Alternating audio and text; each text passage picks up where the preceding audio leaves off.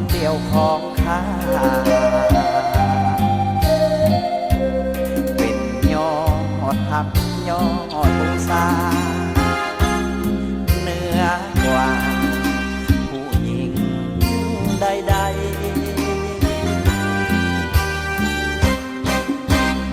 ยามจนน้องยอมสู้ทนต่อความมองไม่ความขัดสนทุกห่างไกลน้องให้แต่ความจงรักภักดีน้องคือน้ำทิพย์แห่งดวงใจน้องคือแสงไฟส่องทางชีวิตสมคำที่เป็นคุณลานสตรีโอ้คนดีน้องคือจอมใจคนจนจอมใจน้องมีน้ำใจประเสริฐเหลือล้นเพื่อยอดยิ่งข้าจะทน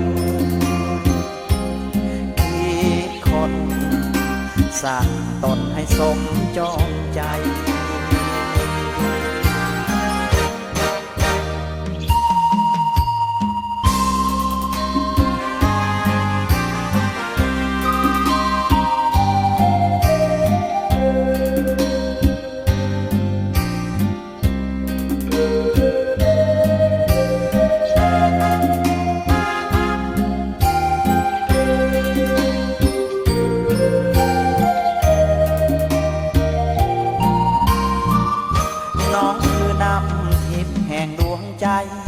น้องคือแสงไฟ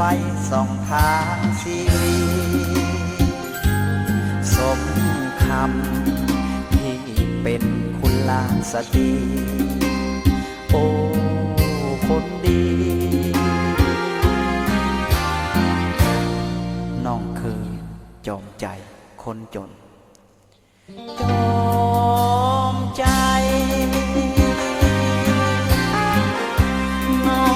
น้ำใจประเสริฐเหลือล้นเพื่อยอดยิ่งข้าจะทนคิดคนสร้างตนให้สมจอมใจ